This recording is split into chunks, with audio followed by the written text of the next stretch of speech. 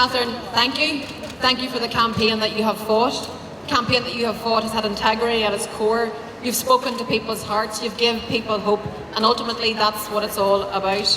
I think that what we are seeing throughout the course of this campaign very much marks a change in Irish politics. It very much marks a new beginning, and I think that is something that we all want to see. So I want to thank you, Catherine, for demonstrating that integrity throughout this campaign.